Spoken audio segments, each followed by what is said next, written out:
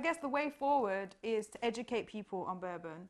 Yeah, Burban is just a word. It's a lifestyle. Like that's it, innit? Like we came from a scene. Like end of the day, we have to have come from somewhere. Otherwise, my 7, 8, 9 years that I've done in the past would have gone in vain. All in all, the scene was always there. The scene was always there. The scene was always there, but it was like people didn't want to give it a scene. They called it urban desi when they felt like it. They didn't give it the strength that it needed. It needs to be on par with Bhangra, Bollywood, whatever's going on in the scene. It needs to be on par with that. Do you understand? And now it's got that name. It's Burban. It's Burban. So when people Whatever say a new scene was created, a new scene was not created. A new scene was not created. A new name. Yeah, a new name for the movement, a new identity. And we just drew a line under all of the rubbish because a lot of people associate urban desi with acts 5, 6, 7, 8 years ago that weren't rapping as good as they are now. Do you understand? So that kind of stigma, whenever I've gone abroad or I've gone to places and I mention that word, you've almost lost the argument already because people, they just say urban desi. Nah, man, that's that. So you've got to give it a new branding, a new lease of life, man, and that's what we've done. Okay.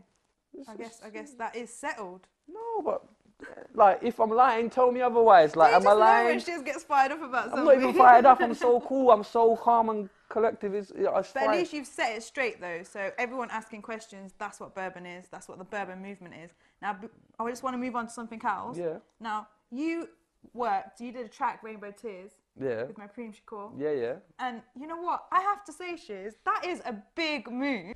Hardcore. You can lose your life quick. My man Shiz, tell him what it is. Tell him what it is. Tell him what it is. Yeah.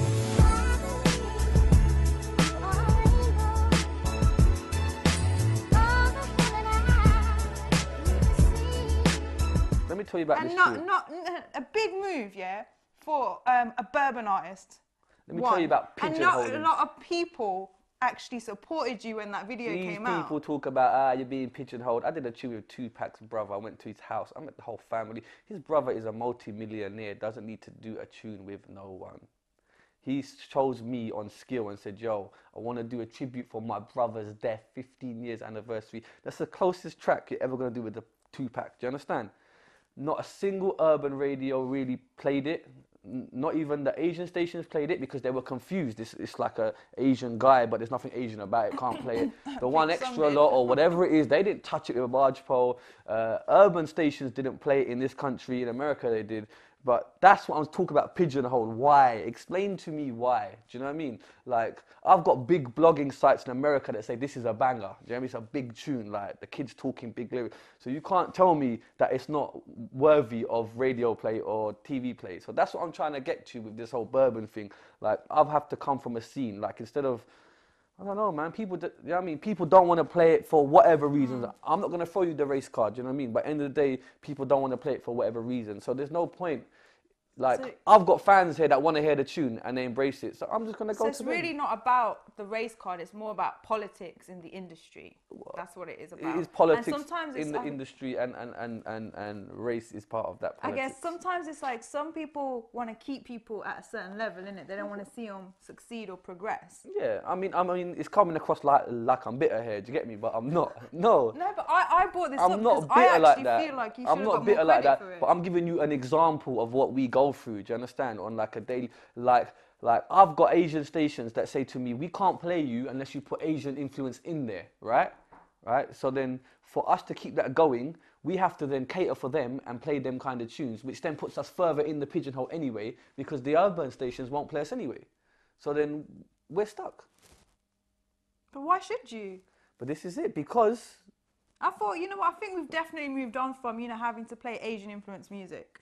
Especially for the Burban artists. Yeah, I know that, but it's like the radio stations, the Asian networks, that's their criteria. Do you understand? They can't play you, they can't justify playing your music because being brown is not Asian enough for them. Do you understand what I'm saying? And the thing about the Asian network is I love them. Like, obviously I speak to them all the time, so it's not me having to go at them. They're constantly looking. They want the next best thing. They want the next best rapper, right? Just so they can say that they created a rapper. There's so many of us there. Why don't you just take the people? Do you know what it is? People get comfortable with rappers because we've been around for so long. you see, this is what makes me angry. It's like people, you know, they talk about people like Rackstar and they talk about, oh, Johnnyman. But Rackstar's been around before Johnnyman. He's dropped how many mixtapes before Johnnyman? This is what I'm trying to say. Like, and this is like, you know what? This is like if I was if you gave me a label right now and said go and sign up some Asian artists, I think Rax is ready to be signed. I think Rix can be developed very well. You know what I mean? I think AC's got it from a long time. You know what I mean? Like Roach Killer as well. I think Roach is what I don't think Roach gets the love that he should be getting in terms of what he's doing in his kind of thing that he's doing. And it's like there's rappers there that you don't need to look for the next best thing, because there's so many of people that have it there. Do you know what I mean? They need to open their eyes or open their ears. It's not even that. I think they're too comfortable with, oh yeah, that's them lot over there. They're cool. They're like always going to be there. Whenever we need them for a show, we're just going to ring them. It's cool. They want the next best thing. Like, there's ways to break the industry. There's like the Imran Khan approach. We just come from nowhere and shock everyone, and that way people want to know what's going on. But we can't do that because we've been here for so long. Do you know what I mean? So we can't take that approach. Our approach is to keep knocking on the door until it eventually opens. And I think that there's certain people in the industry that don't want to see that. They want to bring a star, like bring him from nowhere and say, this is a star, and that's how stars are made. But I think there's other ways to make a star. Yeah, but you've still got to talk about the Dizzies and the Tiny Tempers. They were there for years before, but people remember them from their hits. But this is it. Like, end of the day, if a label signed me tomorrow and rebranded me and put the money into me, there will be millions of people that would say, "Rah, this guy's come from nowhere." Do you know what I mean? But if my own scene is not, so, do you know what I mean? Like, if my own scene ain't really pushing, like, look at Ragif, man. He did that tune recently. He did it with who's the man from Canada, man? And then he did it with Bashi, and then he did a version with H Army. What is it called? Oh, see, now he's putting me on the spot. See, the guy, man. Who's the guy, man? The Akon's guy, the Akon's guy. Yeah, right. Get to the point. Yeah, Ragif did that tune with them. Do you know what I mean? That was a tune. Do you know what I mean? And like, it should have got more love, but they made him do another version with Bashi and Rear. But the thing is about it is, like, the One Extras should have been playing that. But the One Extras turn around to the Asian network and say, "Are you playing this tune?" Do you understand? And if the Asian network ain't playing it, and the Asian network say, "No, we didn't really play it," the One Extras. They're thinking, what? Why aren't they playing? Yeah, Why should and the we problem play is they say, "What? It's good music. It's urban music. You should bypass the Asian network anyway and go straight to them." That's not how it works. You're deluded. That's not how it works. You've got to be big in this scene first, in the Asian network scene, to then go to another scene. Otherwise, we're a rapper that's come up overnight from nowhere, and the radio is not going to support us because we haven't put in the groundwork that they want to see. But we put in the groundwork for like 5, 6 years. But that's the main thing. That's what the mainstream radio stations are going to look at. That's what labels are going to look at. See. Listen, let's cut to the crap here. Anyone can be famous with money. End of story. End of story. You can buy YouTube hits. Yeah, go on YouTube and type in YouTube hit counters. You can buy your hits. It's easy. I know people that have done it. I've never done it. Put my hand on my heart. You can check it, right? You can buy fame. Do you understand? I've been to America and they told me we will like to get in the Billboard top 20 is like average $3 million. Everything costs money. Do you understand? You can pay people to play your records. You can pay a magazine to get you exposure. Like, kids don't see that. Do you know what I mean? Kids will only see, if a kid sees you on TV again and again and again and again, boom, sorted. You can get a feature with Busta Rhymes for the right money. Do you understand what I'm trying to say? So let's not get it twisted, innit? If you got the right money, you can blow, innit? So I just put that out there. Of course it talks, man. That's the industry we're in, and I'm not even mad at that. It is what it is. Do you know what I mean? But we've got to get to a position for a label to be interested in all of us. But we've got to have a scene for that, and we haven't got a scene until now. Comes down to Burban. Until Burban. Now, finally, are we going to see you all getting together on a track especially after the Brit Asia showcase? I think a lot of people thought Burban was a group, like a Blazing Squad group or something. It's not that. It's not a so solid thing. We all talk to each other. You know, we all help each other. You know what I mean? Like, obviously, unity is something I've always tried to push. I don't think it's necessary. We have done tunes. You know what I mean? I think I am going to work towards a Burban mixtape with all of us. But at the same time, what's more important for me right now is the fact that we all, as rappers or urban artists, understand that Burban is something for us. We appreciate the movement. And I think for now, that's cool. I don't want to dilute it and say, oh, because we're Burban, because then there's artists that want to be Burban or they want to support the movement and they're not in certain songs and they may feel like, you know, oh no, I'm not a part of that. No, that's not the case. You know what I mean? So, not right now. You know So what I mean? any brown urban artist can feel as though they're part of Burban. It's not just about whoever is in the I showcase. would say to you, Let's clear that up. if you're an urban brown artist, look at what scene you've come from.